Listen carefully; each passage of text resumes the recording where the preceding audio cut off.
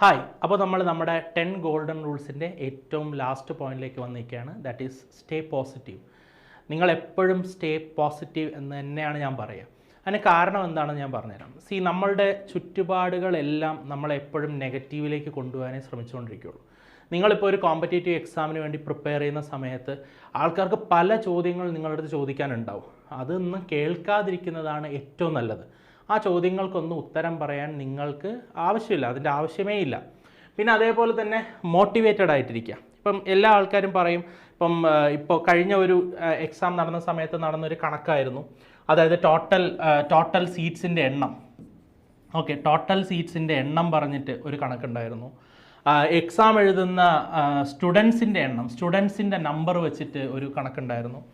ഈ കണക്കുകളെല്ലാം കാണുമ്പോൾ നിങ്ങൾ മനസ്സിലാക്കുക, ഇപ്രാവശ്യത്തെ റിസൾട്ട് വന്നപ്പോൾ നമ്മളെല്ലാവരും പറഞ്ഞു 24 lakh സ്റ്റുഡൻസ് ഈ പറയുന്ന എക്സാം എഴുതി. അതിൽ വെറും പകുതിയോളം 50% ഓഫ് സ്റ്റുഡൻസ് മാത്രമേ ക്വാളിഫൈ ചെയ്തിട്ടുള്ളൂ. അപ്പോൾ നിങ്ങൾ മനസ്സിലാക്കുക, കോമ്പറ്റീഷൻ എന്ന് പറയുന്നത് ആ ക്വാളിഫൈ ആയ സ്റ്റുഡൻസിൻ്റെ ഉള്ളിലാണ് നടക്കുന്നത്.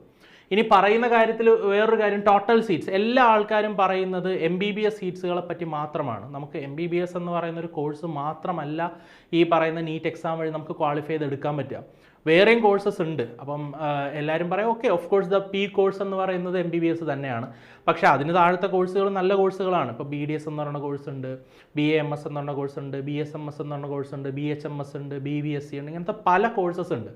ഈ കോഴ്സസിനെ പറ്റിയിട്ടൊന്നും ആരും അഡ്രസ്സ് ചെയ്യുന്നില്ല. അപ്പോൾ ഇതിൻ്റെ എല്ലാം കൂടെ ഒരു ടോട്ടൽ നമ്പർ എന്തേ എടുക്കാത്തത് ആരും? എന്തുകൊണ്ടാണ് ആരും ഈ ടോട്ടൽ നമ്പർ ഓഫ് സീറ്റ്സ് എടുക്കാത്തത്? അങ്ങനെ ഒരു കാര്യം ആരും ചെയ്യുന്നില്ല. എല്ലാവരും എപ്പോഴും പറഞ്ഞുകൊണ്ടിരിക്കുന്നത് വളരെ കുറച്ച് സീറ്റിന് വേണ്ടി ഒരുപാട് കുട്ടികൾ മത്സരിക്കുന്നു, എന്നിട്ട് കുറേ കുട്ടികൾക്ക് കിട്ടാതായി സങ്കടപ്പെട്ടു പോകുന്നു. ഇനിയിപ്പോൾ ഇതൊരു കോമ്പറ്റേറ്റീവ് വേൾഡാണ്. ഈ കോമ്പറ്റേറ്റീവ് വേൾഡിൽ നമ്മൾ കോമ്പറ്റീഷനിൽ പങ്കെടുക്കണം.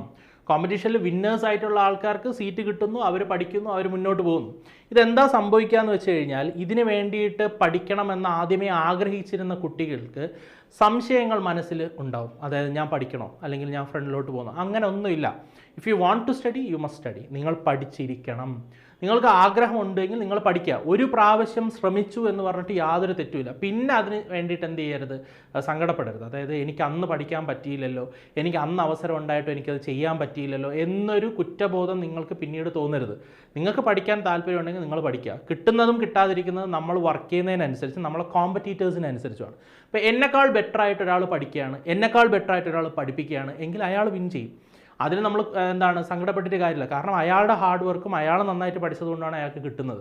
നമ്മൾ അയാളുടെ അത്ര ലെവലിലേക്ക് എത്തിയില്ല, അതുകൊണ്ടാണ് നമുക്ക് കിട്ടാത്തത്. ഇതൊക്കെ റിയാലിറ്റിയിൽ മനസ്സിലാക്കണം. ഇത് നമ്മളൊരു എക്സാമായിട്ട് മാത്രം ഈ നീറ്റ് എക്സാമിനെ കാണരുത്. ഇതൊരു കുറച്ച് കാര്യങ്ങൾ പഠിക്കാനുള്ള സമയമാണ്. ലൈഫിൽ കുറേ കാര്യങ്ങൾ പഠിക്കാനുണ്ട്. അതിൽ കുറച്ച് കാര്യങ്ങൾ നമുക്ക് ഈ നീറ്റ് എക്സാമിനോടനുബന്ധിച്ച് പഠിക്കാൻ പറ്റും. ഞാൻ എപ്പോഴും പറയുന്നൊരു കാര്യമാണ്, ഇപ്പോൾ കുട്ടികൾ നീറ്റ് എക്സാമിന് പ്രിപ്പയർ ചെയ്യുകയാണെങ്കിൽ മാക്സിമം അവരെന്ത് ചെയ്യുക, ഹോസ്റ്റൽസിൽ നിർത്തി പഠിപ്പിക്കുക. ഹോസ്റ്റൽസിൽ നിർത്തുമ്പോൾ അവരെന്താ ചെയ്യുകയെന്ന് വെച്ചാൽ അവർ സോഷ്യലൈസ് ചെയ്യും. അവർ വേറെ കുട്ടികളുമായിട്ട് സംസാരിക്കും, അവരുമായിട്ട് മിങ്കിൾ ചെയ്യും, അവരുമായിട്ട് റൂം ഷെയർ ചെയ്യും. അപ്പോഴാണ് അവർക്ക് കുറേ കാര്യങ്ങൾ മനസ്സിലാവുക. ഒരാളുടെ രീതി ആയിരിക്കില്ല മറ്റൊരാളുടെ രീതി, മറ്റൊരാൾ ചെയ്യുന്നതായിരിക്കില്ല വേറൊരാളുടെ രീതി. അവിടെ നിന്ന് ഭക്ഷണം കഴിക്കുമ്പോൾ ചില ആൾക്കാർക്ക് ആ ഭക്ഷണം ഇഷ്ടപ്പെടും, ചില ആൾക്കാർക്ക് ഇഷ്ടപ്പെടില്ല. അപ്പോൾ അങ്ങനത്തെ വെറൈറ്റീസ് വരാൻ തുടങ്ങും. അപ്പോഴാണ് ഇവർ ലോകം കാണാൻ തുടങ്ങുക. ഇത് എല്ലാ കാലവും നമ്മളൊരു വീട്ടിൻ്റെ ഉള്ളിൽ തന്നെ ഇരുന്ന് ആ ഒരു ഒരു കംഫർട്ടബിൾ സോണിൽ ഇരിക്കും തോറും അവരെന്ത് ചെയ്യില്ല, മുന്നോട്ട് വരാനുള്ള സാധ്യത കുറയാണ് ചെയ്യുക. ഇനി അതേപോലെ എക്സാം എഴുതുമ്പോൾ ഈ പറയുന്ന ഡെയിലി ടെസ്റ്റും അതേപോലെ വീക്ക്ലി ടെസ്റ്റും ഒക്കെ എഴുതുമ്പോൾ അവർക്ക് മാർക്ക് കുറഞ്ഞ് അവർക്ക് മാർക്ക് കുറഞ്ഞൊരു സങ്കടം വരണം. അത് നമ്മൾ മോട്ടിവേറ്റ് ചെയ്ത് അവരെ മുന്നോട്ട് കൊണ്ടുവരണം. മാർക്ക് ഇനിയും കൂടുതൽ വാങ്ങാൻ പറ്റുമെന്നുള്ള ആ ഒരു ധൈര്യം വരണം. ഇതൊക്കെയാണ് ഈ പറയുന്ന എക്സാമിൽ നമുക്ക് ചെയ്തു കൊടുക്കാൻ പറ്റുക. ഈ എക്സാം എന്ന് പറയുന്നത് വെറും ഒരു ചവിട്ടുപടി മാത്രമാണ്. അതായത് നെക്സ്റ്റ് പഠിക്കാനിരിക്കുന്ന വലിയ കാര്യങ്ങൾക്ക് വേണ്ടിയിട്ടുള്ള ഒരു ചെറിയ ചവിട്ടുപടിയാണ്. എല്ലാവർക്കും ഇത് പറയുമ്പോൾ രസമാണ്. നീറ്റ് എക്സാം ഞാൻ ക്രാക്ക് ചെയ്തു, എനിക്ക് 1ാമത്തെ റാങ്ക് ഉണ്ട്, 2ാമത്തെ റാങ്ക് ഉണ്ട് എന്നൊക്കെ പറയുന്നതിൽ നല്ല രസമാണ്. പക്ഷേ ഈ 1ാമത്തെ റാങ്കും 2ാമത്തെ റാങ്കും വാങ്ങി ഇയാൾ കയറാൻ പോകുന്നത് മല പോലെ കിടക്കുന്ന പഠിക്കാനുള്ള സ്ഥലത്തേക്കാണ്, വളരെ കഷ്ടപ്പെട്ട് പഠിക്കേണ്ട ഒരു സ്ഥലത്തേക്കാണ്. അപ്പോൾ ഈ ഒരു റിയാലിറ്റിയും നിങ്ങൾ മനസ്സിലാക്കുക. നിങ്ങളിപ്പോൾ ചെയ്യുന്ന നീറ്റിൻ്റെ പ്രിപ്പറേഷൻ വളരെ ചെറിയ കാര്യമാണ്. വളരെ ചെറിയ കണ്ടൻറ്റ്, ചെറിയ സിലബസ്, ചെറിയ ടോപ്പിക്സാണ് നിങ്ങൾ പഠിക്കുന്നത്. അതിനെക്കാട്ടിൽ എത്രയോ വലുതാണ് അപ്പുറത്ത് പഠിക്കാൻ കിടക്കുന്നത്. അപ്പോൾ അതിനോട് പാഷനേറ്റ് ആയിട്ട് നിങ്ങൾ പഠിക്കാൻ തുടങ്ങിക്കഴിഞ്ഞാൽ യു വിൽ അച്ചീവ് ഇറ്റ്. അപ്പോൾ അതുകൊണ്ട് എപ്പോഴും മോട്ടിവേറ്റഡ് ആയിട്ടിരിക്കുക. ഒരാളും പറയുന്നത് എന്ത് ചെയ്യരുത്, നിങ്ങൾക്ക് ചെവിക്കൊള്ളരുത്. കാരണം നിങ്ങളുടെ മനസ്സെന്ത് പറയുന്നു, എനിക്ക് പഠിക്കണമെന്ന് തോന്നുകയാണെങ്കിൽ പഠിക്കുക. നിങ്ങൾക്ക് പഠിക്കണമെന്ന് തോന്നുകയാണെങ്കിൽ പഠിക്കണ്ട, നിങ്ങൾക്ക് വേറെ കോഴ്സിന് പോകാനാണ് താല്പര്യമെങ്കിൽ അതിന് പോവുക.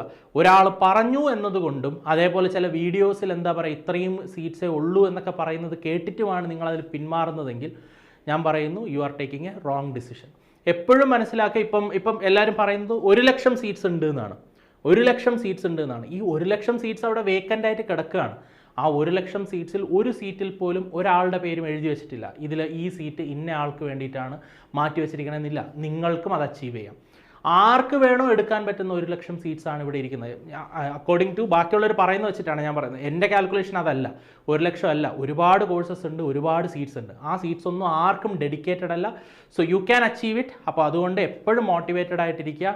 എപ്പോഴും മനസ്സിലാക്കുക, നമ്മുടെ ചുറ്റുമുള്ള സർക്കിളിൽ ഏറ്റവും അടുത്ത് നിൽക്കുന്ന ആൾക്കാർ പറയുന്ന കാര്യങ്ങൾ കൺസിഡർ ചെയ്യുക. ഞാൻ പറയുന്നത് അത് അഡോപ്റ്റ് ചെയ്യാനും അല്ല പറയുന്നത്, കൺസിഡർ ചെയ്യുക.